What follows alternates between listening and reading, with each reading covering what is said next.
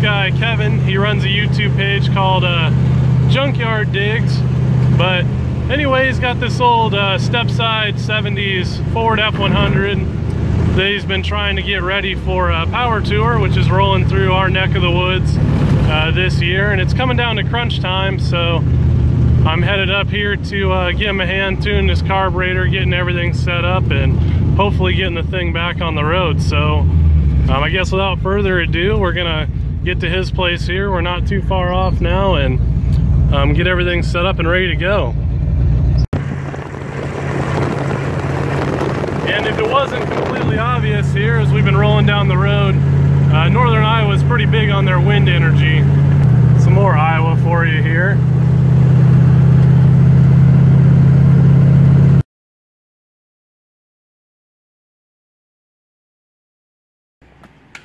'66 Buick Wildcat 401 nailhead.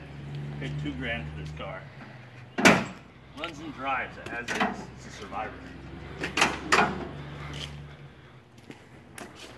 Totally original. It's got pretty darn good patina on it. You can't paint it. Nope. There's a little bit of the trunk needs some rust repair, along with a couple of small spots. But other than that, this car is very solid for an Iowa car.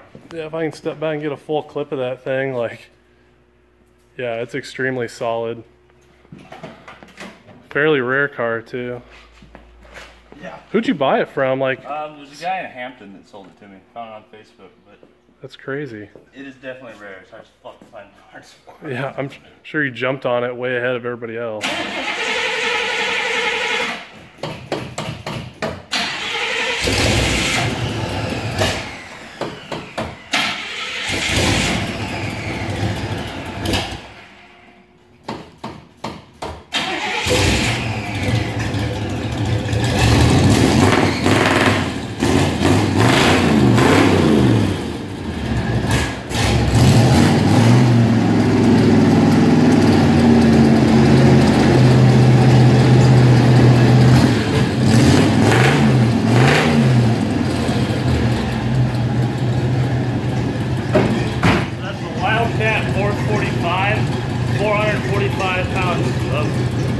Pound-feet of torque factory. So that's how they classify their engines. The Alpha, the 465 with 425 cubic inches. So it gets confusing when you talk to people about them, but factory that was 445 foot-pounds of torque, 325 horsepower in 1966. It's pretty darn good. Yeah. Now, nowhere near that, but probably a 4,500 pound car like my Galaxy. It's a boat, but it's a righteous boat. Take it for a rip around the block. You want to? Alright, let's do it. I'll move the crap car. You're making me feel worse and worse about the crappy Mustang. I'll get this. Nothing works besides the brakes, lights, and engine itself. No wipers, no radio, barely any interior. But it's a runner.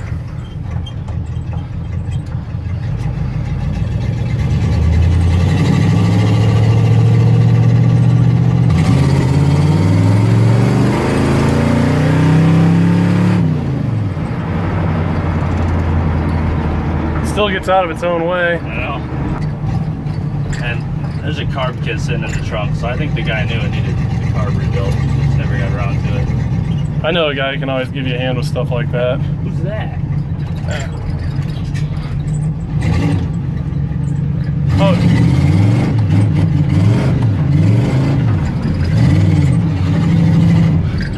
Full Dukes of Hazzard on it. Drive it like you stole it, right? Yeah. It's like riding on a giant couch. That's what the Galaxy's like. Yeah, it's pretty awesome. Yeah, this is a project for later down the road when funds are far more sufficient. He drove it like this. I don't know. It doesn't leak. It definitely needs replaced, but they're difficult to find. I gotta order one online. That's incredible. I've never seen anything like that. And we just drove around like that. Yep. He dailied it. I mean, he roasted the tires off the thing. That's ridiculous. Yeah, they are bald. I did look. It ran a little better when I picked it up. It's been sitting for a year now. Well, I mean, that's what happens, so. Yeah, this is the Junkyard Dig Buick. No, but not bad. Hell of a start. Yeah, that's for sure. Fun. Someday. For now, I'm just gonna keep it alive and keep it out of the elements, keep it stored, and do little stuff on it as I go. So maybe someday restore it. But it's a survivor. Yeah. This car, the way I acquired this throughout high school, the only thing I had for cool classic cars, which was no way cool or classic, was a '98 Mustang V6. I built that car off the money I made from basic training, and that was my baby. Took that to Power Tour twice and we realized, hey, no one likes this car at all. Like, no one looks at it and they're all like, oh god, a V6 Mustang. I was like, this thing needs to be gone. So I found this, and I bought a truck from a guy for 500 bucks, put a starter in it, washed it, and sold it for $1,800. And then found this in a neighboring town and bought this for $2 grand. And this was going to be the Power Tour car and the representative of Junkyard Digs. But then I started thinking about it, and I'm like, hell, if I'm in the middle of Kansas and this thing breaks down, no one is going to have any parts for a 401 nailhead. So I realized, okay, this car's sweet, I don't want to get rid of it, but we need something a little more practical. And that's where the F100 came in. I sold my motorcycle that I had, I sold jet skis, I would always buy and sell. And I just kept doing that until I had enough money to build up for my truck. Sold the Mustang to build a drivetrain, and here we are, about ready to go on Power Tour. Let's go see the F100, get it straightened out. Montage. Right. So in my infinite wisdom today, I brought this carb spacer to throw on here onto the Edelbrock intake because it's a dual plane, and the spacer that comes with the Summit carb spacer gasket insulator deal is just open. So that doesn't really work. You're kind of, you know, it's just kind of dumb way to set it up. So anyway, I brought a 4-hole spacer, and I didn't think nothing of it. And in classic form, obviously I brought no carburetor gaskets. So, and since we're in the middle of a cornfield in North Iowa, the nearest parts store that's open on Saturday is 45 minutes away. So we're gonna bite the bullet and take a quick road trip to Mason. And no one else around here does anything with cars. Ever. So I had not at all. There's nobody. Support. Swell, here we go. Onward. So here we are rolling along. What are we going? 15 mile an hour over a hill. Oh, you can go around him now. Oh, is he turning? Down for a second there. Oh, there's a car. Well, we're down to 12. Perfect. All right, we're back finally from our 45-minute drive. Finally gonna actually get something done on the truck. I'm gonna pull the carburetor off, put that 4-hole spacer in there like it's supposed to be. Thankfully remembered the carb studs, turned around and got those, because obviously with that 4-hole spacer it's a little bit taller, so that's important. We're going to change the radiator hoses. They're the old ones. Unfortunately we could not get one that had a spring in it, so we're going to have to address that at some point, but the thermostat housing is kind of old anyway. We're just going to back the thing up and drop the coolant out. We got the carburetor stuff. What do you got going with the, nice, well done. We had a thermostat, yes. Had it, yep. So, it's mint. It's, right. Oh, we can't do that. So, you got to get the, some wires off the exhaust down there or whatever, and a few other things, but getting ready to rock and roll. So, did you touch the idle mix screw at all yet? Nope. I'll set the factory box settings. Right out of the box, so basically I don't think the transfer slot should still be right from the factory, so we don't have to flip it over. I just didn't want to take the fuel line off. I didn't have to and spill gas all over your nicely painted intake there. And look at that box table. Perfect. And right now, you know, taking a look down our carb, or our intake, excuse me, see how it has divided runners, and our spacer that comes with the carburetor, it's not divided, it's open.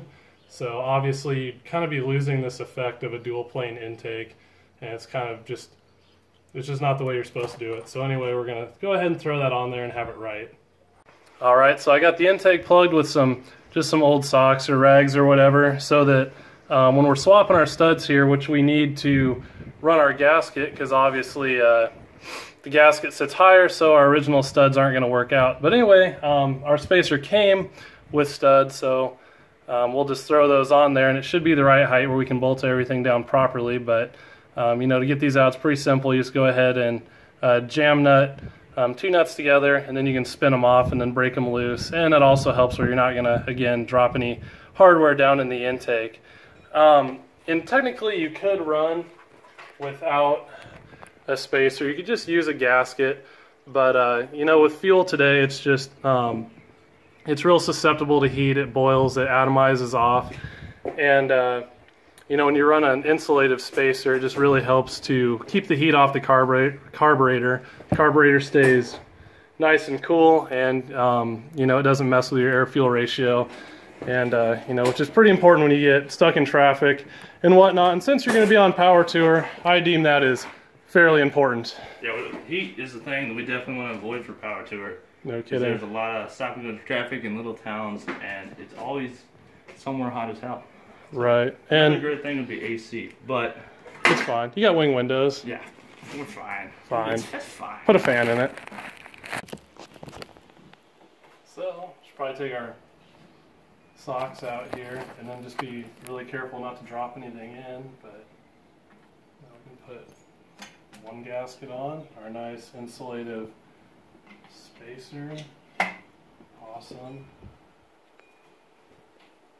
And our other gasket on. And I checked our carburetor out, and our transfer slots are set right because it hasn't been messed with by Hillbilly Joe 10 times.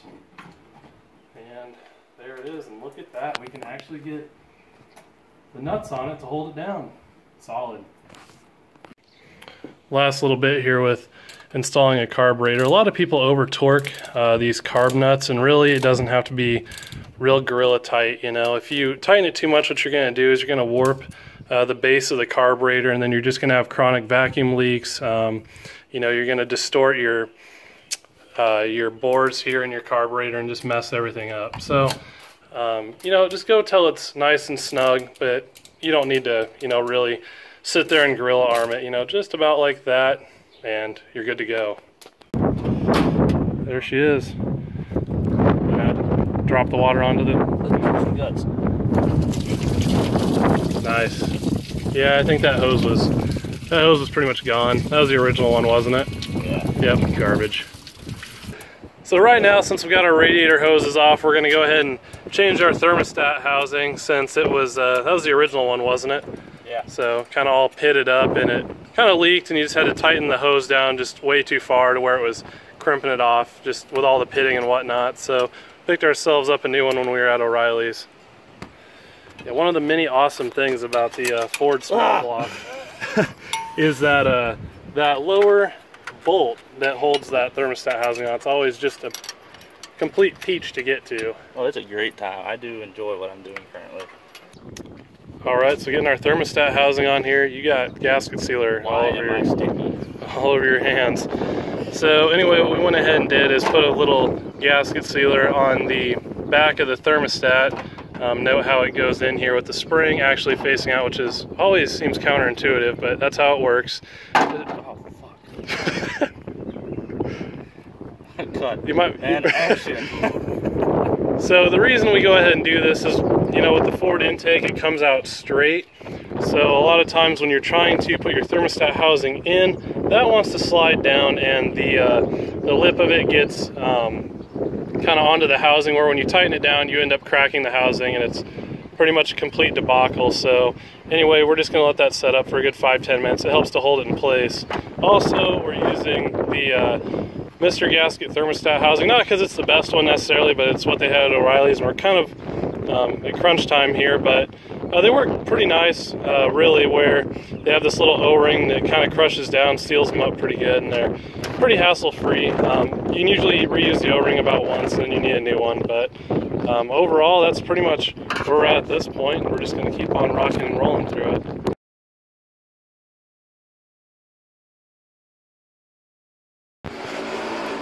Alright, got our thermostat housing all mounted in there. Another nice piece about using that little rubber gasket is you don't have to you know, rush when you put your bolts in.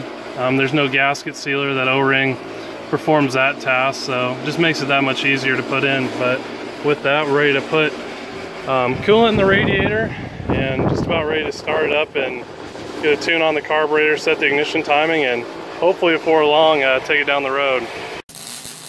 Doing Doing its job enough there. It'll probably work out.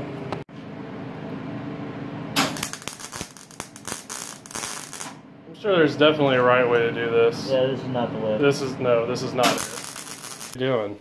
Cooling? It's a little hot. Better cool her off, you know.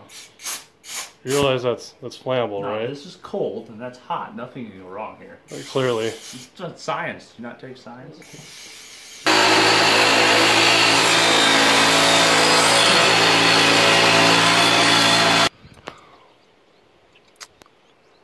Look at that beautiful piece of modification. You did a fine job, sir. Thank you. Definitely professional work right there. I know how to number. Perfect. Green is my favorite flavor. That's right. The action on that. Now it clears the linkage, so actually it's not going to get stuck and hold the secondaries open or the primaries open and probably run you into the back of some vehicle that's 10 times nicer. I think we put that on backwards. It'll work. Don't worry about it. Oh God. I'm not welding anything anymore. It's done. Look at it's just. It's fine. It'll fit. You know what? I hear someone calling for beers in the house. Yeah, I think So, there. I think that elicits a break. We're gonna call that a victory. Done. Win. Boom. Make any video better with me in it? Cover your face. Oh, look! It's even a reflection of myself. It immediately got better. Oh no! It says Edelbrock. Bad. I have to go to my alone corner for a little bit. Yeah. That looks Hey, pretty good. but it's all good though. Hey, it does clear that now, Yeah. so that's a victory. Up against here earlier, so. Yeah, that spacer just gave just enough. So if nothing else, at least it was worth that. Yeah. Filling the radiator up with water just for testing. Obviously, we'll put coolant in it eventually and not leave this in here, considering it's groundwater. But anyway, should suffice for now. I couldn't get it off no matter what I did. Hey, you bastard. Finally, after an hour wasted trying to get that off, finally had enough where I could hammer it on there, and it almost looks like it was originally a 1-inch. Check that out. So ready to go with some willy-nilly shit. yeah, I see that. When you were walking with that, I'm like, I better figure it out before he gets a wire involved. I don't know what you're gonna do with that. Well, so my idea was, since these corners are rounded off, if we can stick something in there to lock that into that. yeah, I gotcha. Well, anyway, solid. The internet lied to you. It was a 1-inch. Yeah. Yep, that's what it was. It was in the end. Or yeah, at least in the end. At the end of the day, it was a 1-inch. So anyway, we're getting our oil pressure gauge hooked in here, and anytime you use these reducers, you always want to have something in the end of them here before you go ahead and tighten them down. If you don't, what's going to happen when you run them down, they're going to go kind of oval shaped on you and nothing's going to seal up right. Or even with these brass fittings, they might even split. So then like this, you can just shove a deep well on there and tighten it in, and you're not going to damage it. And then from there, you can get a wrench on the one side, a wrench on the other, and then tighten this end in, and you'll be pretty much good to go after you hook your line in. So finally, after taking all that off, we're almost ready to drive. Fuel pump and all, almost ready to set the timing. Almost ready to set everything up 5 hours later. Yeah, it's always good to check the oil pressure after you've put the engine together and all that. A week later. A week later, right. Oh hey, still runs after all that fooling around. What? 50 pounds cold? 50 pounds. And no leaks. 50 pounds. She's running a little rich right now. I set the idle mix screws rich for when I go to adjust them.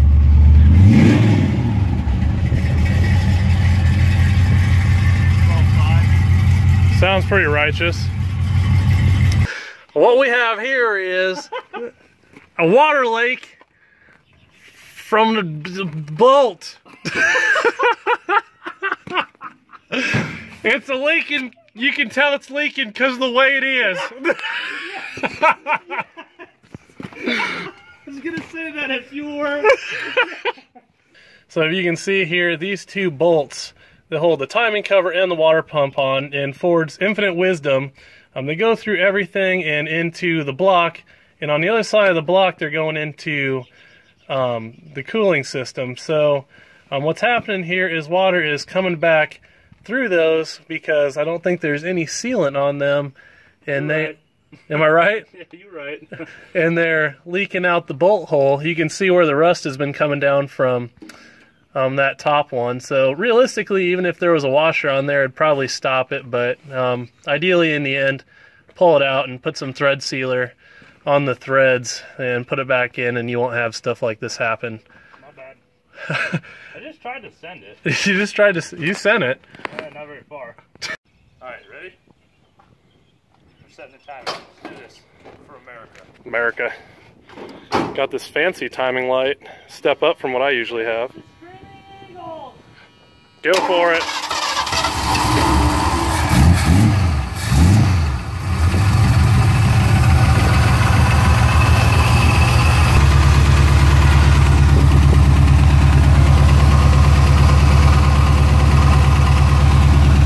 Got about 12. Stop cam. I'm gonna keep her conservative if we can.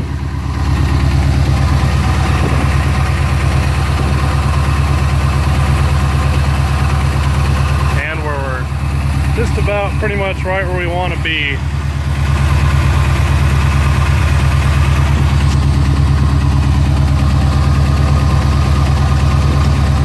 Perfect. Gonna go ahead and set our mix screws. They're probably a little rich. What's your air fuel ratio? About 10, 12. So just gonna go ahead and adjust it. Half turns at a time here in the beginning and go from there. So unfortunately, we've come to a stopping point tonight. We were starting to get everything dialed in, and then ran out of gas, but more importantly, our small little elbow sprung a little bit of a leak, and it's always good to have water or coolant in your engine so you don't completely destroy it. So at this point, I got to get hitting the road, and we'll touch back on this later. Not too far off, it was starting to you know, really get to where it needed to be, but with the parts store being 45 minutes away and it being 9 o'clock and everything closed, I think that pretty much brings it to an end for tonight, unfortunately. So we have a remainder of 27 hours and 27 days and 14 hours to have this truck ready and on power to her. And we have never even looked at the wheel hubs or the brakes or anything. This is just trying to get the run and drive. Yep, so some work to do yet.